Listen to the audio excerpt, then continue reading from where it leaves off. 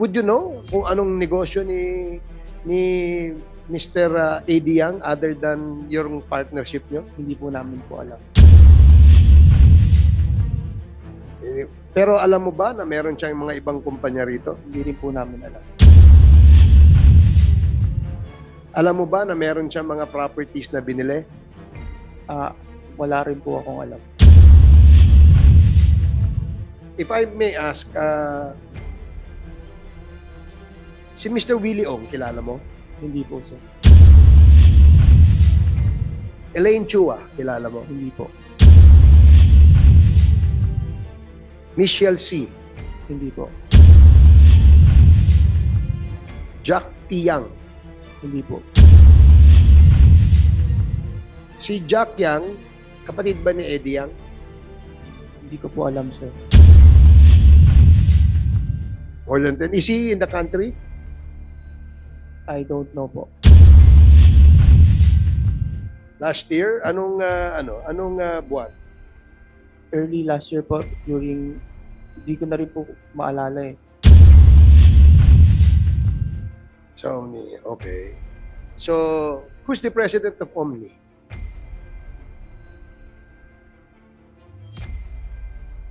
Can I check my record?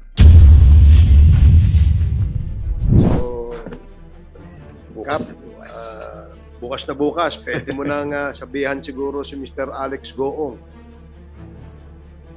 So, maliwanag pa sa sikat ng araw na ang records ng munisipyo ay wala hong permit. Dapat to, nasabihan nyo si Mr. Alex Goong. So, saan pa tayo? Okay.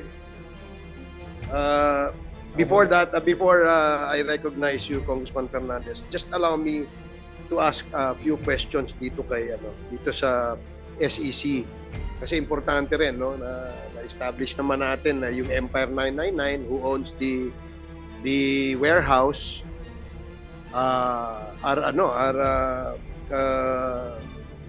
the incorporators are not Filipinos, or majority of them are not Filipinos, and the majority shareholdings of that corporation are owned by these Chinese.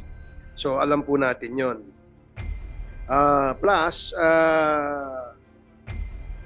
yung mga interlocking incorporators from one company from Empire 999 to the others, ano hong aksyon ang ginawa ng SEC dito?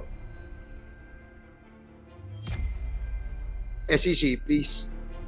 Mr. Chair, our investigating unit is already conducting investigation into several of these connected corporations and have already issued show cause orders against several individuals, although May we know, SEC, kung sino yung inisyo nyo ng show cause orders?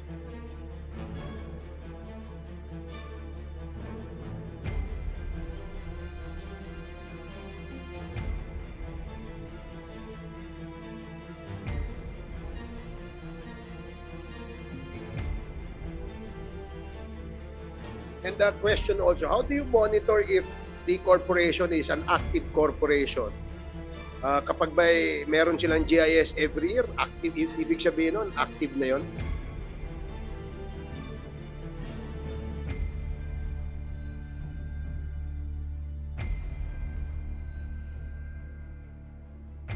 we consider them as active if they have filed their GIS and other repertorial requirements within the last 3 years.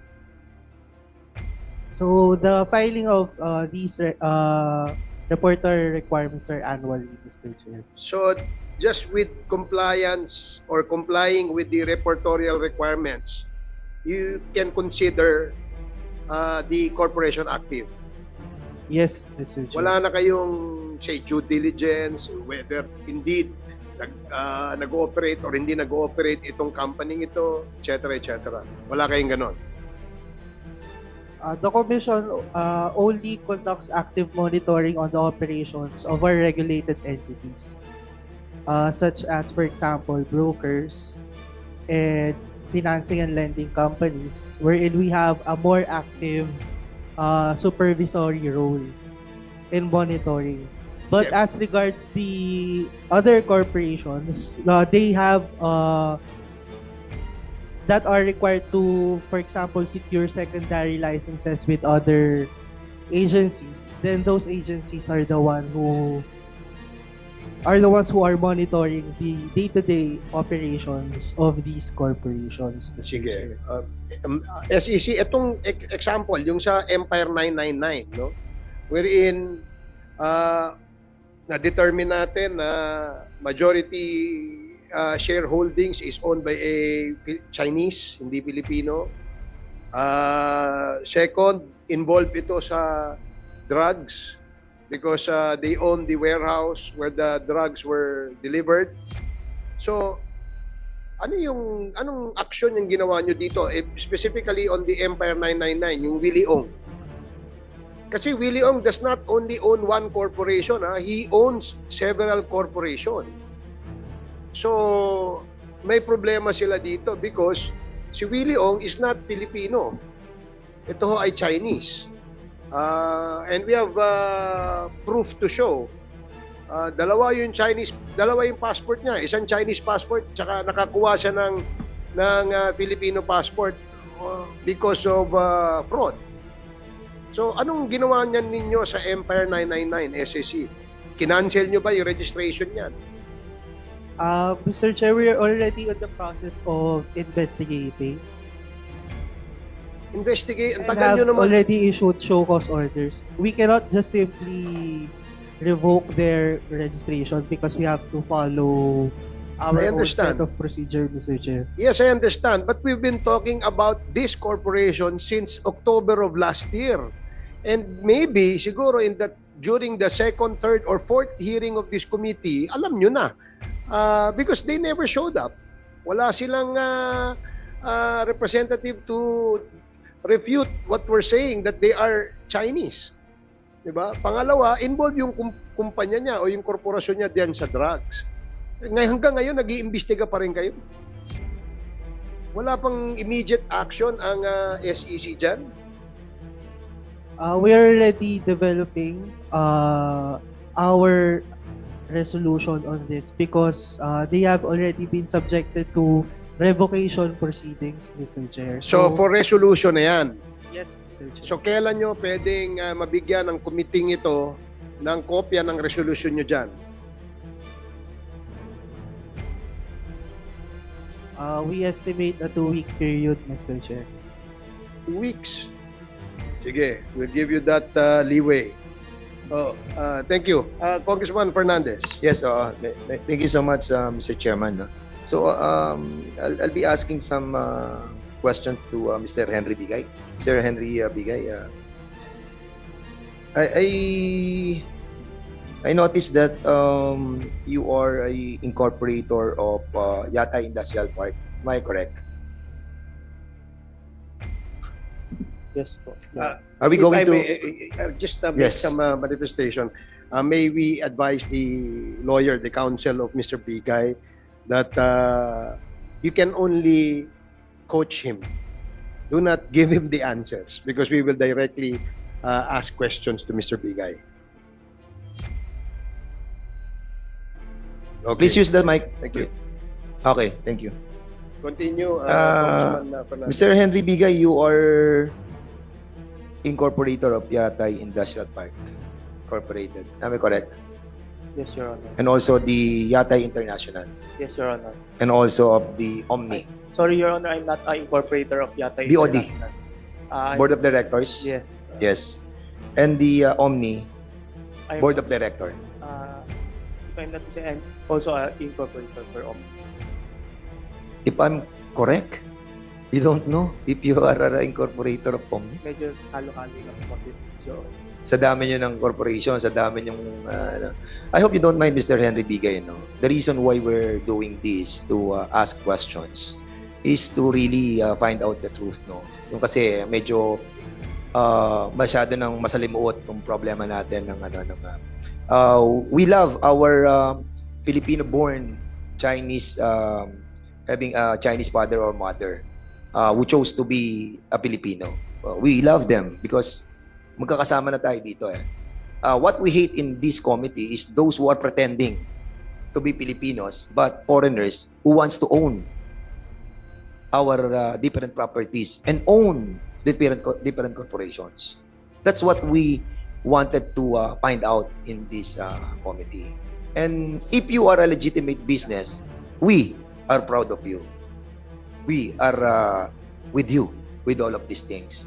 But if you are a foreigner pretending to be a Filipino and owning corporations and different properties, then we are enemies. I hope we understand that, Mr. Henry Bigay. Yes, Your Honor. Okay. Mr. Henry Bigay, are you a product of late registration? When you were born in 1992, I believe that you were born in 1992, correct?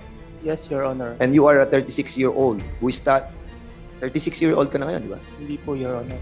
1992 ka pinanganak, di ba? So, I'm 32. 32. Tama ba? 32? So you are a 32-year-old. And you became the president of the Yatay Industrial Park last year, di ba? Yes, Your Honor. And you were an incorporator noong 2017. Yes, Your Honor. So kung susumahan natin 'yon, 7 years ago, you were like 25 years old, incorporator ka na ng Yatay Industrial Park. Yes, Your Honor. Yes, so during that time of your incumbency as incorporator, were you in what do you call this? Siyempre, incorporator kayo, nagmi-meeting kayo. So, magkakasama kayo nila Eddie Yang. Sir, hindi po. So, Hindi mo siya nakita kahit minsan? nakita ko po siya. Sir, can I read my letter that I submitted? Yes. Letter? Yes, of course. My position paper that submitted yesterday. Okay. I would like to read my position. Sige, go ahead. And then, Thanks, Your Honor. ito ba yung 3 pages? Ito. Yung 3 pages, di ba? How many pages? 3 pages, pero yung last page ko. You as the chairman. I am not the chairman. Okay. If I may interject, Congressman Dan. In your letter, you said your name is Henry Bigay, Yes, Your Honor. and sometimes you're also called Henry Yang. Yes, Is Your that Honor. correct? Yes, Your Honor. Why is that so? Because I followed my mother's surname. Ang mother mo ay Bigay ang apelyido. Yes, my no? biological mother is Bigay po. And in your letter, you said, "May I state for the record that I am a Filipino citizen, having been born of Filipino mother by the name of Maria Luisa Bigay," correct? Out of wedlock on January 15, 1992. My father, however, Yang Hua Hong, is Chinese. Tama? This is accurate. Yes, no? accurate. I use the family name Bigay, which is my biological mother's surname. Sometimes, however, I am also called Henry Yang, Yes, following my father's surname. Tama ba yun? yes. Accurate yun, di ba? Dahil yun ang sinabi mo rito eh. Now, kilala mo si Michael Yang, Hindi po, sir. si Eddie Yang, Si Eddie Yang po nakikita ko po, sir. kilala mo. Not really close na kilala. What is your relationship with Eddie Yang? He's incorporator of one of our company, but he knew my father through our family association, the Yang Association. And then Eddie Yang approached my father to propose a business. So Okay. that's why we knew Eddie Yang. So, ang inyong relationship with Eddie Yang is just business, purely business. Opo. Okay. Would you know kung anong negosyo ni Mr. Eddie Yang other than yung partnership nyo? Hindi po namin po alam. Pero alam mo ba na meron siyang mga ibang kumpanya rito? Hindi rin po namin alam. Alam mo ba na meron siyang mga properties na binili? Wala rin po akong alam. Hindi mo rin alam. Okay. If I may ask, si Mr. Willie Ong, kilala mo? Hindi po, sir. Si Elaine Chua, kilala mo? Hindi po. Michelle C. Hindi po. Jack T. Yang. Hindi po. Si Jack Yang, kapatid ba ni Eddie Yang? Hindi ko po alam, sir. Hindi mo alam. Have you spoken to Mr. Ediang face to face? Ediang po, yes How po. many times? More than 10 siguro po. More than 10. Is he in the country? I don't know po. When was the last time you spoke to him? Like, last year, if I knew. Last year? Anong buwan? Early last year po, during, hindi ko na rin po maalala eh. Pero before we do see each other kasi sa mga gatherings, occasions,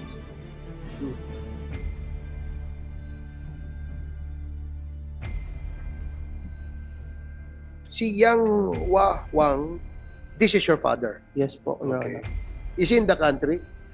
He's currently out po. Where? Where is he now? He's in Xiamen po. In Xiamen. He flew before the letter arrived po kasi. So he cannot come back. Do you stay with your father? Yes po. So the next time we invite him, make sure he will be present in the committee. Yes po. Okay? Please advise your father. You know Mr. Lincoln Oy-ung? Yes po. Who is he? He's Sa a, pagkakalam mo. he's a student of my father before. Student of your father? Is your father a professor? It's a sa wushu, Chinese martial Wushu. arts. Yes. Wushu. Okay. Oh. Magaling dyan si Dan sa Wushu. Oh. National champion to. Oh. Oh. So yun lang pagkakakilala mo at pagkakaalam mo kay Mr. Lincoln Oy-ung. Uy-ong. He's also one of our incorporators before. One of your Incorporators before. anong company? Sa Omni po. So, okay. So, who's the president of Omni?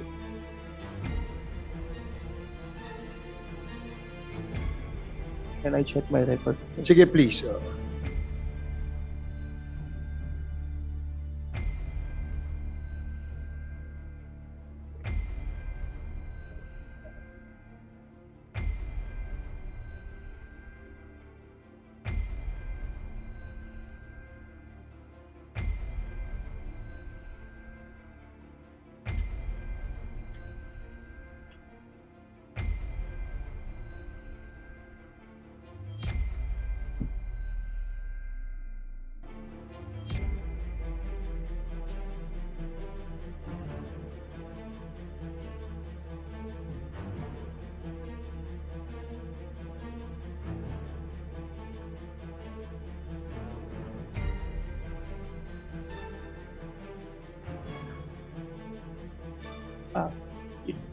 Your Honor, Yes. I'm the president of Omni. You took Hindi, sorry. it took you 2 minutes. Hindi, dami kasi po. Ha? Ano yun? Nahilo lang po ako, Your Honor. I'm sorry? Nahilo lang po ako, Your Nahilo Honor. ka lang. Gusto ko lang sigurado tama yung masasabi ko kasi naka-under oath po kasi ako eh.